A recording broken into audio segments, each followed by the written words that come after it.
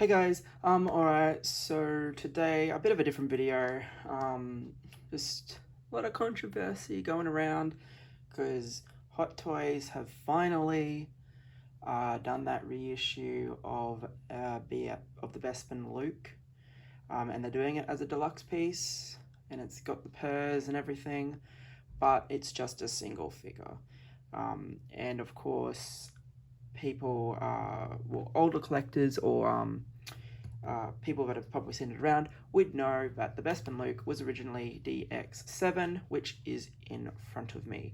Now, I do apologize, I don't have the shipper for this, and so the box has seen better days. I picked it up when it first came out in Australia, and I bought it from Game Traders in Logan Hyperdome, which isn't there anymore. Look, I don't know whether what I paid was too much or too little or whatever. It was one of those figures that I missed from Sideshow because at the time the dollar was really bad and shipping from Sideshow was really high and whatnot. So it was just one of those things that I personally didn't pre-order, and I saw it on the shelf and just, oh my god, it's actually here. So I bought it.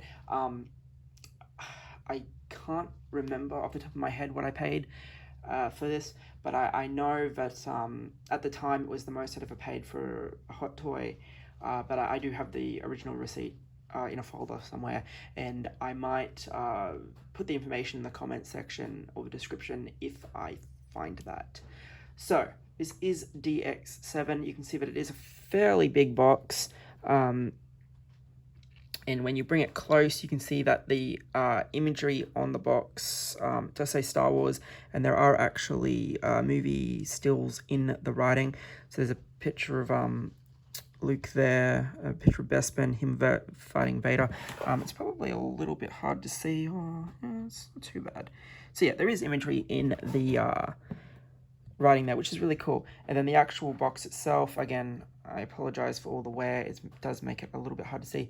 But this part here is actually the center part of that Bespin area where they were fighting on.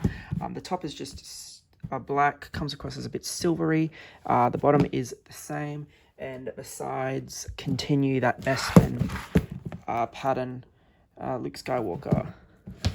Now, the cool thing about DXs, and Hot Toys do continue this. The cool thing about DXs is that when you open them, there's always something there. The recent Darth Maul came with a keychain. Little bit, I might slide this over. So there's a little bit of a blurb about Luke Skywalker there. Tells us that it's the Bespin outfit version and that it is a 6-scale collectible figure. Now, I said Hot Toys do continue this with the current DXs, but DXs always had something extra. So this time, we get this little card, picture of Luke there, looks really nice, Luke Skywalker DX. Yes, this has the Sideshow logo on it, as does the front of the box, actually. I did forget to mention that. Hot Toys DX with the Sideshow logo, because I would assume Sideshow helped do this. This was back when Sideshow solely had the license, and Hot Toys did this one-off Star Wars figure. It was the one and only one they did up until, of course, all the A New Hope figures that we eventually got.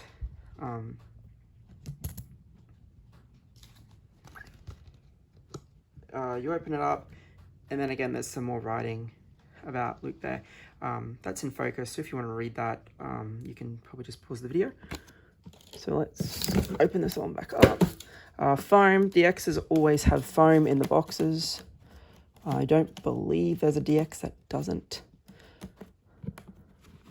And then we have our figure, but there are two figures. So this just pulls out, and it tells you about the body, the artist at the time, and it tells you that there's two different looks, a clean look and a battle damage look. And then in the foam here, we have the accessories that go with each. Now, the biggest controversy that people have been talking about is the fact that this set, and I do believe that this set is better value than the new one. But it's not to say that it's not nice. I mean, I haven't had a look. I've seen the promo pictures and whatnot, but I haven't actually looked at any of the secret base displays or people that run in there to get the head sculpt photos and whatnot. I haven't looked at any of that, but this is the original head sculpt. Yes, the hair should just pull off because it does have the pose. It's yep. There's the pose in there, and then just gonna pop this sculpt back on. I really do like this likeness. Now, yes, mine's still in the box, simply for the fact that, and we'll get to that in a moment. Yeah, everything's very nicely done. This is probably, yeah, the magnet might be...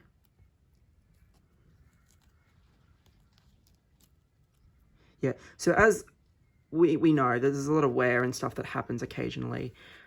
Yes, the outfit could probably be tailored better, and I'm going to probably go out on a limb, and from what I've seen, the boots on the new one are a lot more detailed. These are fabric. The new one's probably going to be a plasticky thing that probably looks better. It might even still be fabric. They still use that with Ray. But yes, these are fabric boots. So the new one, the outfit is probably going to be tailored a lot better. The new one is probably going to... Yeah, it's probably going to look a bit more proportionate. The sleeves might be a little bit longer, who knows. There's the belt. Again, this is a fabric-y thing. So yeah, the glue and the holsters come unstuck a little bit there. And that's just causing that bit of magnet to not really magnet. But again, I can probably fix that with a little bit of glue. Just tapping it back on. But that sculpt... for the first ever Star Wars hot toy, I reckon that sculpt's pretty damn good. It's definitely, you can tell it's Mark Hamill.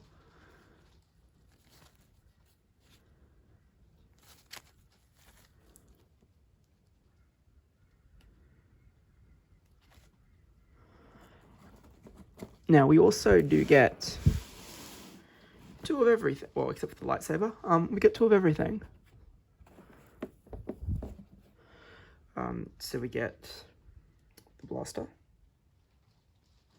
which again is very nicely detailed and has all the details that we come to know and expect from Hot Toys.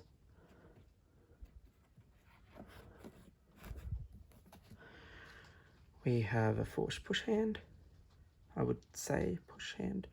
Or that arm gesturing. It's in the new one as well, I believe. We have the, I think that's just the relaxed hand. Some of these isn't where these hands go. You have the other relaxed hand. Fist. Fist.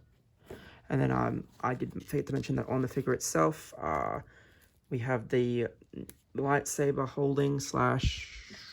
No, that's the trigger finger, sorry. We do have the trigger hand. Then we have another relaxed hand there. Now, we of course have the lightsaber, how it appeared in Empire Strikes Back.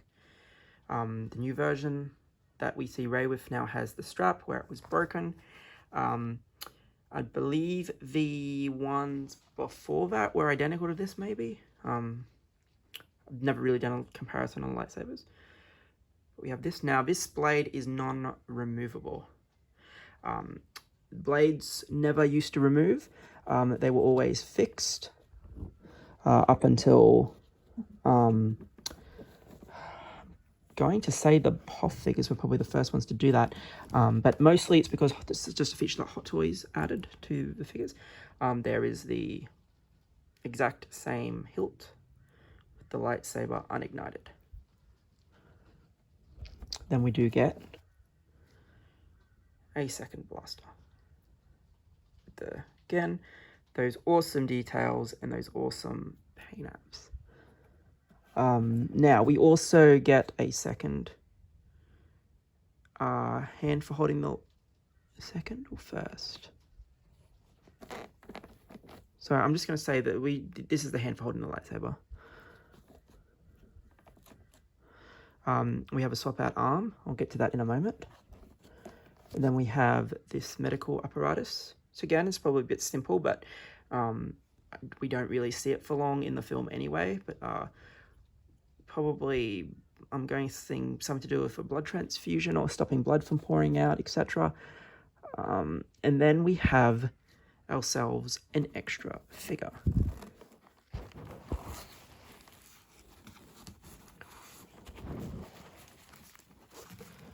Except this time,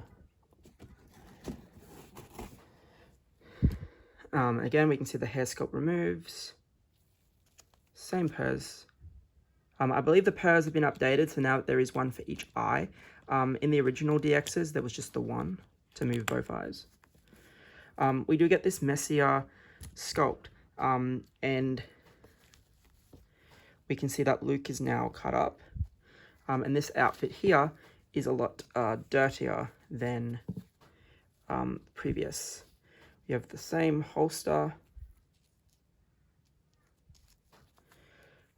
all that fabric, except we do have the dirtiness, and we do have the cuts in the outfit. Yes, if Hot Toys was to release a Toy Fair version, and do a battle damaged, so there is two of the same Luke that they've just announced. Again, this would be done a lot better. You can see that, again, the tailoring could probably be better, but it is ripped, it is dirty, there are cuts, probably going to be a lot more weathering. We also get this really cool magnetic feature, hand folding the lightsaber, and then it disconnects. You can swap this out to then have it so that you don't have the magnetic hand feature. And there is another hand for holding the lightsaber. So you got two figures, but that's not all of it. This here was over the figure before. It just tells you that you're supposed to read the instructions, so you know what the figure can and can't do. The other Luke had one as well. Lifting the foam away, we have our tray. Now this is probably what makes the DX the DX, other than the fact that it was two figures at the time, which was almost unheard of. We also do get this. Now, it was just a simple display stand that said Luke Skywalker. Then we have this huge weather vane. I'm not going to put it together. If you Google DX7, I'm sure you will see a lot of photos of it put together. This is the reason why I don't have it displayed, because I did, and then when I moved, I took it down, and I was going to put him back on top of one of the Moji cases, except I've got the lightsabers up there at the moment. If I move things around, I'll probably set him up in the Moji case, or I'll just use one of the D12 shelves when I get that, because I haven't opened up all my other Lukes and Leias yet either. I've only just done the Return of the Jedi Luke and then the New Hope Leia, which is the other thing. A lot of people are talking about, oh, you need to upgrade every time. Having this, I see why people don't want to buy the new one. And again, I'm not necessarily calling the new one bad. I'm just saying that obviously Hot Toys has included less this time around. It's pretty much it. DX19 is essentially exactly the same as DX12, except for the fact that it actually includes an extra light up feature that the original didn't have. So in that case, they've added extra. Like I said, some cases it's fine. Some cases there are going to be cases where figures still come with a lot. I'm just saying in this case, it hasn't. And that's not to say like what we're getting is still a lot of accessories. It's just, and as you saw, we only got a standard this one, where we're getting a rehash of the sideshow base that came with all the bounty hunters this time around. looks fantastic. And then we're getting the Dagobah base if you're getting the deluxe. So you are getting 2 dynamic bases, which is awesome. Just thought that maybe they could have maybe made the standard come with both those bases and then had the Weather Vane as the deluxe. But then people would argue, why are we getting a Weather Vane for Clean Luke? So I see it. I'm just saying that this is my opinion, and I really like this figure because it's figures, and while you wouldn't necessarily have them either side of one another, I have seen people do that. I've seen people, one with the Weather Vane underneath the clean one fighting Vader.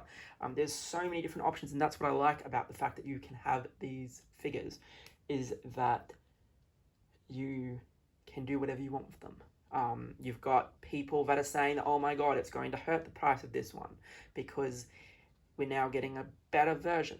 I don't care if it hurts the value of this one. I'm not in it for the money. I'm not in it because these things are worth a lot.